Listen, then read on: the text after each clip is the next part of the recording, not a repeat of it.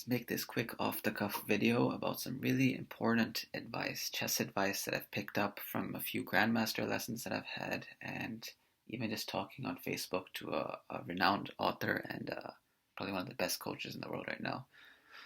I'm not currently doing chess, but this is from back when I was taking it serious for a bit, and I put together some good results in tournaments, in a tournament, after taking those lessons. And anyways, really, the benefit wasn't just in chess, it was the carryover, the transfer. I learned how to learn. Okay, so let me share this with you guys. Number one, anytime you solve a puzzle, I call this the definition of the situation. This is my term. I took it from sociology. You have to understand the definition of the situation, okay? And I attribute this idea, not the concept, that's my word, but the idea from Eric Kislick. He was the guy who reached out to me on Facebook and offered me a ton of advice after I just cited his name in one of my posts, recommending his book, Practical Chess Logic. Pick up that book, just skim through it. You'll get some incredible ideas, and it'll revolutionize your chess because you'll actually learn what's been missing. Okay, so what do I mean by definition of the situation, and what does Eric Kislick recommend? When you solve a puzzle, break down the puzzle into all the different little motifs that underlie that position, that make for that tactic, that make it possible. And I know a lot of people will be like, fuck that, it's such an amateurish basic step. Why would I need to do this? It's a waste of time. And they'll feel lazy. But this, I saw it in my own games. I played a blitz tournament after taking up this practice, and I felt like a thousand-eyed monster. Like I was seeing tactics that the international masters weren't even seeing. I was crushing them. And it's because deliberately, first of all, and to learn anything and to make it a part of so that you're doing it automatically, it has to filter into yourself through deliberate attention. Okay, be very deliberate about it. Whatever you learn, you have to be very deliberate about it. That's your attention is your bottleneck whenever you're learning something. So you want to ramp up your attention and be deliberate about whatever you're practicing or learning. Okay, so the motifs, by recognizing them deliberately before and after the puzzle, understanding why the puzzle works, tunes your mind, tunes your attention to naturally go to the precursors of the tactic, the justificate, like the kind of the geometry of the position, why it works, the preconditions of the tactic. Okay, so let's say I'll see a chess tactic, and I see, okay, there's a weak back rank here. Here is the focal point for the checkmate. The checkmates can happen on, let's say, g2 or h2.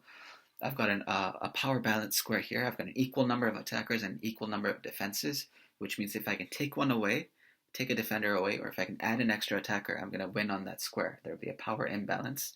Overloaded pieces. What pieces are overloaded? Hanging pieces, diagonals, files, whatever, x-rays, laser attacks. I mean, there's a whole bunch of shit. Weak king. Preponderance of piece activity. Like, for example, if you have three or four attackers near your opponent's king and all his defenders are on the other side of the board, that is a precondition for the tactic. So when you approach a tactical puzzle, when you're solving puzzles, deliberately pick out every one of these motifs that make whatever tactic possible, and then after you've solved the puzzle or you looked up the answer, make sure you understand what makes that tactic work, okay? And I call this picking up on the definition of the situation. Okay, it'll make you sharp as fuck, right? Do this thing. It'll make you so sharp. It's insane. Because I've always had this problem where I've done probably thousands of hours of tactics trainers all throughout my life, but when I played a real game, I could not see those tactics. But when I made this one little shift in my training, thanks to Eric Kislick, his advice, his recommendations, overnight I started seeing tactics during my games at a phenomenal level, okay? And that also means that when you solve puzzles on Tactics Trainer or something, it's not about just getting your rating up.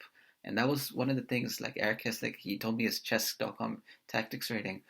And yes, it was a little bit higher than mine, but he was very humble about it because I know that if he traded for the rating alone, he could have raised it to something very high. But I could tell that when he was doing his puzzles, he was practicing this deliberate approach, which probably made him slower when solving the puzzles, and hence his rating wouldn't go up as much. Right? So that's number one. that picking up on the definition of the situation by recognizing deliberately all the motifs that underlie and make the tactic possible before and after you solve the puzzle. It'll tune you into the preconditions for the tactics when you're playing a game. It'll become automatic. Okay, number 2. Um, Again, I'm going to introduce my own words for concepts from Eric Kislick. I think we engage in a kind of magical thinking, okay? And I've noticed this so many times with chess players. They'll blame themselves about not having confidence or being stupid or being in a bad mood or whatever the heck they can blame it on, their bad result on. But one thing they will not attribute their loss to is a lack of understanding. And Eric Kislick in his book Practical Chess Logic talks about this, how you have to increase your wealth of understanding by going through annotated game collections. And this is the same advice I picked up in another book that I have here, The Complete Manual of Positional Chess. Top trainers wrote that book, and what did they say in that book? Number 2 on the list of how to improve, the second most important thing you can do was going through annotated game collections, because that's going to raise your understanding of chess. And this is, like, I've clued into this. It's like, how can you expect yourself to play moves that you don't understand? And this is why I'm saying it's magical thinking. We think our thoughts or intentions alone are enough to give us the result, but your intention to play good moves doesn't count for shit. If during your preparatory phase at home during your training you can't your understanding just isn't at that level. And like I've clued into this. Like in my own games, there are positions where I have a tough time consistently, and the only way you recognize where your weaknesses in your understanding, your holes in your judgment are, is by analyzing your own games. But we're going to come to that. That'll be like point number 3. I'll talk about that in a moment. Okay. So improve your chess understanding of those positions, then you can play the moves, right? Okay, so that means going through annotated game collections, for one thing, right? That's a way to train.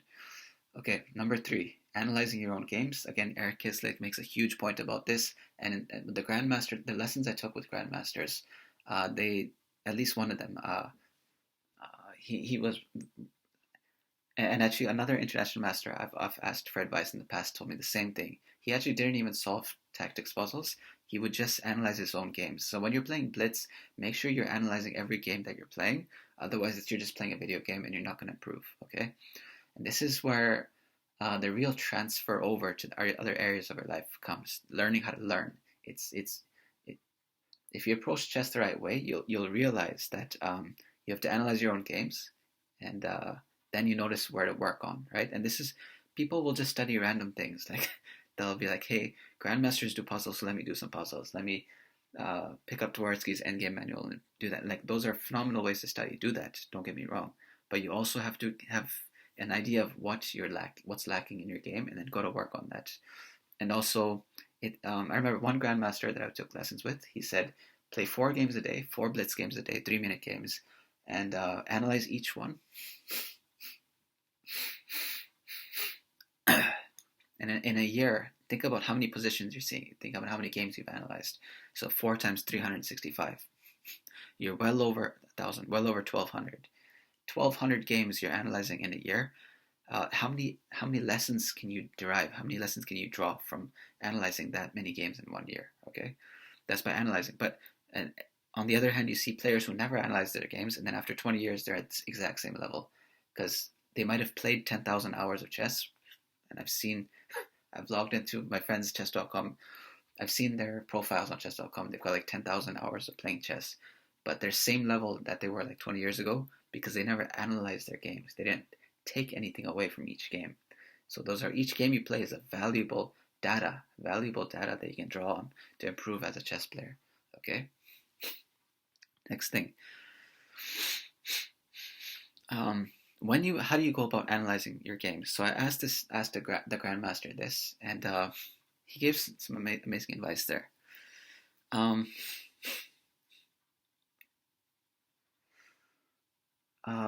One key is to verbalize in actual English words, like what the lesson was. And it's not just from your own games, even when you read chess books, like the annotated game collections, when you go through them.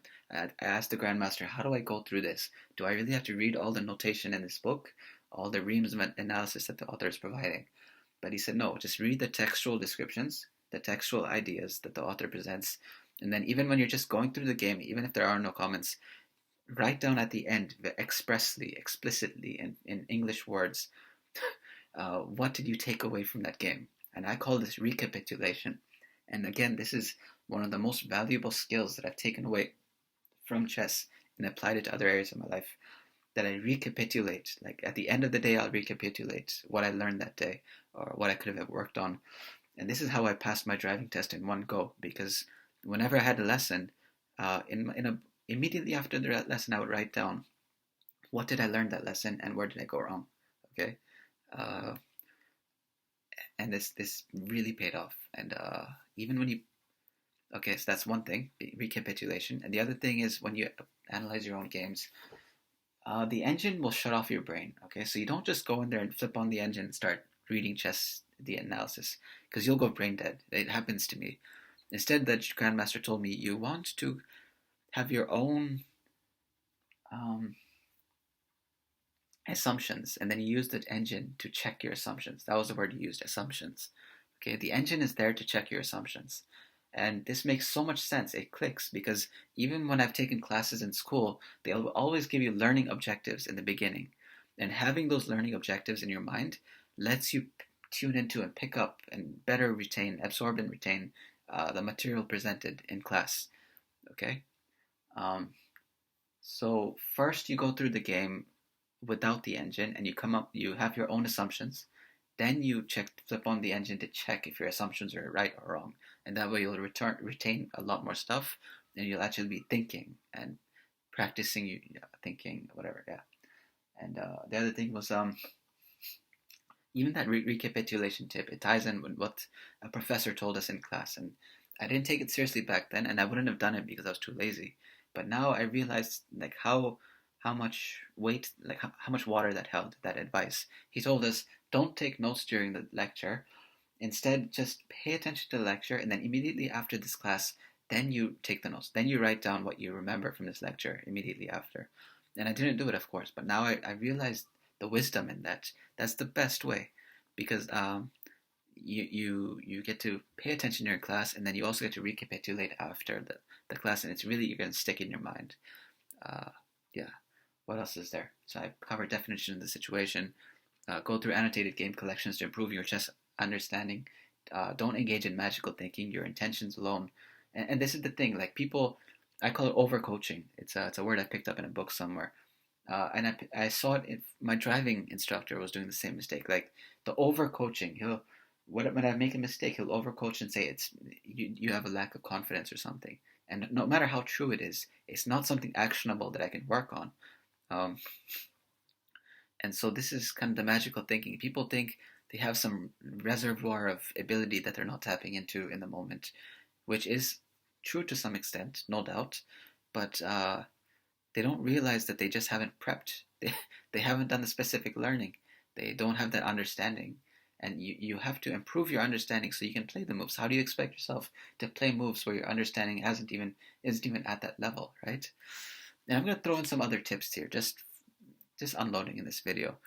One awesome thing I think would really help is attending more to the defending moves rather than the attacking moves. Whenever we go through games, like we watch videos on YouTube even, like people analyzing games, we'll be so bedazzled by these attacking flourishes, like these sacrifices, these powerful moves. But what I've noticed is that Grandmasters are very sober in their analysis, and they'll pick up on the potential for the other side to thwart the attacking moves, okay? And even just analyzing with strong players locally. I remember as a younger player, I would think they're stupid. They're like, why are they trying to defend a position where I know I'm winning? Like this, my side is just better. I'm winning, right? But that's not how you analyze. There are always defensive possibilities, and even if you're kind of deluded about it, even if you think there is a way to defend where there isn't, even if you're losing and you think your position's okay, that kind of delusion actually pays off because you'll be a more tenacious defender if you believe in your position despite it sucking objectively, okay? So that means whenever you analyze a game, I think attend more to any points at which The balance of the game swung, but it didn't have to. Like how the other side actually could have done better to make the attack not possible. Okay, I like just see it from the perspective. Focus more on defensive possibilities than attacking moves. And related to this, the Grandmaster also told me, and this is nothing new. It's very important. It's crucial to ask yourself every move why your opponent went there. Okay, clue into your opponent's ideas, plans, whatever. Like why did they go there, and that way you don't miss shit, and you can respond. You can play prophylactically. Okay. Anything I'm not missing here? Yeah, we'll leave it at that. There's probably more I can think of, but yeah, those are the important things to really up your game, I think. One more thing, one last thing. I've realized the value of any service provider is is obtained after just like 2 or 3 sessions. Even with my kinesiologist, I paid for 8 sessions, but after the first 2 sessions, we were just doing the same routine that he presented in the first 2 sessions. But those first 2 sessions were absolute gold, and they will prevent so much future injury by me implementing what he taught me, right? Same thing with these grandmasters. I had a one trial lesson with the grandmaster, and I got so much out of just him going through my games and making little comments, like making more straightforward moves, stuff like that. And the second grandmaster that I stuck with for like 2, 3 lessons, I got so much out of picking his brain, asking him how to study, right? And this makes me actually go on to another thing is one mistake I made as a younger player for a long time was letting my ego keep me from getting a coach. Okay, I think you're an idiot if you do this. Okay, get the mentor, get the coach. Uh, there's no shame in this. If you're serious about this, get the coach, and you'll speed up your progress like crazy, and you'll actually kind of almost guarantee that you'll make progress, as opposed. And this is the thing, like chess is one of those dangerous things where there's always this illusion of progress. There's always things you can keep doing, keep studying. So you think, I don't need a coach because, hey, there's something that I can work on. But there's an opportunity cost, and I think this is also one of the biggest lessons, not just in chess but in life, that there's always an opportunity cost. What is that opportunity cost? What is the tab that you'll pay later that you don't realize? The tab for not doing something, okay? And the tab that you'll pick up later for not getting a coach early on is something you don't even want to think about right now. It's just too great. Or the same thing with life. Like, what is the opportunity cost of not doing things that would really benefit you? You can't even tell. What are your deferred earnings over a lifetime that you might have gained from doing this one thing, right? Like, whatever. So get the coach, especially if you're a younger player and you're serious about this shit. Don't be an idiot. Like, literally, if you don't get a coach and it's ego that's holding you back, you think you're somehow smarter or something, you're a fucking idiot. Get the coach. Don't be an idiot. There are many people that have gone before you. You stand on the shoulders of giants. Learn from my mistakes, learn from mistakes of other people that I've talked to. They were telling me to go to get a coach and I never listened to them, right? And the other thing, what else here? There's also an opportunity cost, I think, for not getting the best coach, okay? So a lot of, like, I've been a chess coach, okay? I teach chess on the side, and I think don't do it. Don't take chess lessons from someone who's not a grandmaster. The opportunity cost is too great, especially if you're on a timeline. Like all these parents, they want their kids to become grandmasters or whatever. They can do it. They can absolutely do it. But they won't do it if you're hiring some 2,000 level coach or 2,200 level coach or something. Get the grandmaster. Especially in a world today where grandmasters are cheap, you can get one from India or somewhere. Like my one grandmaster I hired was from India, and I was only paying 35 USD an hour. I know it's a lot, but for that kind of quality of instruction, it's nothing. You can afford it. You can make ends meet. You can scrounge together. You can, if it's serious, if it's worth it to you, you'll do it. Okay. So the opportunity cost of getting the best in your field to learn from is too great. And this doesn't apply to every field. Like if you're learning science or math or something, you don't need the best. But if you're in a skill, if you're learning a skill, then you can, and you're on a timeline, like you're young and you want to make fast progress, and chess is one of those things where you need to make fast progress. It's a young person's game. Then you want the best. Get the grandmaster. Don't waste time with an IM or an FM or whatever. Maybe an IM is passable, but IM or GM, okay, nothing lower than that. I think that's enough for this video.